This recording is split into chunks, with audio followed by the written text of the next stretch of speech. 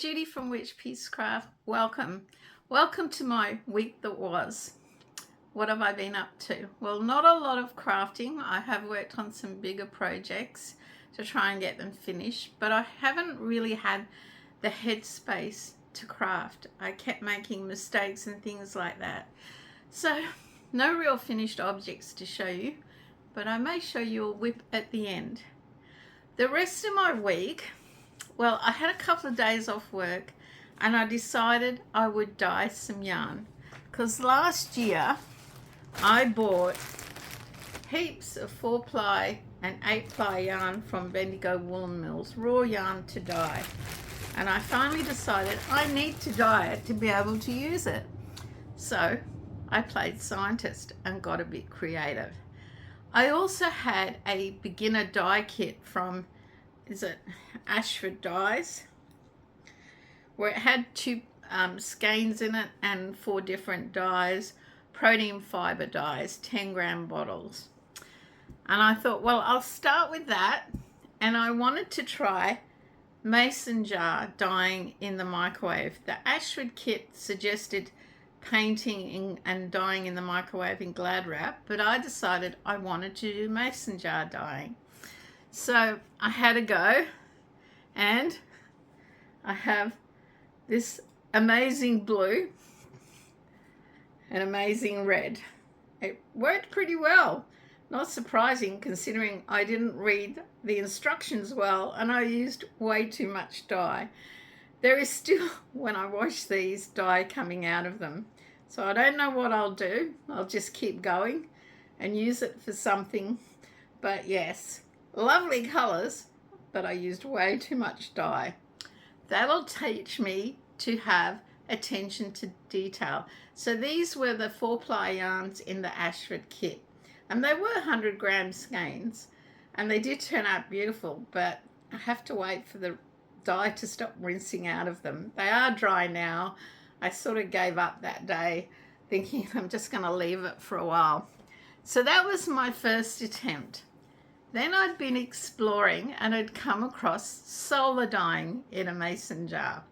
So basically, you set it up early in the morning and you put it in full sun for 8 to 12 hours. Well, I live in the tropics, so 8's fine, but if you can do 12, even better. So I decided I would splash different colors using landscape dyes that I had bought. Now, I came across these watching Jill from Gumleaf Crochet and Yarn. Check out her channel. It'll be linked in the description below. And I managed to get them local off a supplier, and these are what I used. And I did the solar dyeing in the mason jar by splashing different colors, and thing has wound it up for me because it did turn out really well. A little bit more bluey green than I wanted, but there you go. You can see all the colors in there. And that sat in the sun for 8 hours dyeing, and just keeping it in full sun, not doing anything to it, just making sure the sun was on it. So that was my first attempt at solar dyeing. I then decided I would do more microwave dyeing in the mason jar. And these are, so far these are all 4-ply yarns. And this is how they turned out. Much better when I get the dye. Oops, there's 2 lots there. When I get the dyes right, I split that into 2, and the way I did it. And I do like those colors, and no dye is coming out of those. No dye is coming out of this when I rinsed it off. And yes, Thing has quite a job ahead of him to untangle and wind up my yarns for me. So that was my microwave dyeing with a bit of solar dyeing. And then I thought I'd get really creative. And I went around my garden and picked these leaves and boiled them up and got this burgundy looking dye for a natural plant dye. And it looked really strong. And I have some pink wool ends, quite a bit still left from their mill ends, and they're pure wool. And I thought, well, I will over dye them. I will solar dye them with my natural plant dye. And here it is. Ta-da! It didn't change color much. This was the bottom one, so it's like a dirty pink, and then there's like a dirty pink tinge to it. I will use this. I'll show you my project at the end, what I do with wool scraps and things, but that's what I did, and that was solar dyeing. I didn't brew up enough leaves. Like the content of the water was enough, and it looked dark enough, but it needed a lot more color to get color into the wool. But there you go, more solar dyeing with natural plant fibers from my garden. Just looks like dirty pink at the moment. More winding. So then on my day off, I thought, well, I'm going to cook up. I'm going to set up the stovetop 2 hot plate thing that Thing bought me for Christmas, have it all set up in the laundry. Now, I didn't do any filming. I was too busy concentrating on dyeing. I took the odd photo here and there, which will be the end. And I decided, being June and Pride month, I would try and dye some yarn that had the Pride colors. And I am a little heavy-handed, I must admit. I tried to splatter it, and it's turned out really well, but I would like to be able to do just fine speckled yarn in the future. So I did 2 8-ply skeins. They're a bit of a mess. This is what it looks like with all the Pride colors in there coming through. That was one, and Thing has already wound one up for me. That's the other one. So as you can see, there's no color coming out of this. This rinsed really well. It took really well, and it was the landscapes dyes that I used. And I used like a sieve to get patches, and then some of it was white. I didn't stir it too much. So I've got quite good yarn here in 8-ply to make something with. I could make some retro leg warmers, a beanie, who knows. But he's wound one skein and he's got more to do because he does these for me. I do tend to tangle. I've got to learn not to tangle it so much. And he does have the patience to untangle it and wind it. And he doesn't do it too tight. He doesn't stretch the wool. He's quite a good ball winder, my hubby. Anyway, I was saying I wanted some orange blanket yarn. I had bought blanket yarn, but they didn't have orange in the color range, even though they'd introduced new colors, not orange. I'll pause the video. I'll be right back. Oh, I knocked the tape. Back again. So this is the orange I wanted. This was from Mill Ends. It's beautiful yarn. It is about the width of blanket yarn, and I really wanted more. This is the leftovers I had. And then someone suggested in the comments of that video that I should try dyeing it. And I do have white blanket yarn. So on my cook-up day and dyeing, I decided I would try and dye the white blanket yarn from Motivera Spotlight yarn. So to get orange, the water was very orange. I had ample dye. I did the right thing. But guess what?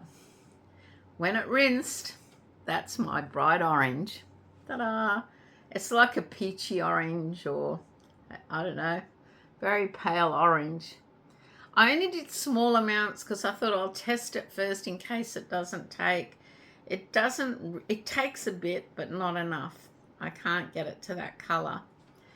So this will probably get used up in a small amigurumi, like a, I don't know, cat, turtle, octopus, who knows. But that was the orange. I also wanted green, like a bright frog green in the same yarn. And I thought, well, I'll dye that up and see how I go. And I did them both at the same time on different hot plates. Well, that's the green. It's like a dirty lemon. But the dye was more than ample and should have taken better than it did, but it wouldn't. So it's the yarn itself, being polyester, acrylic, whatever it is, it didn't want to take to this yarn.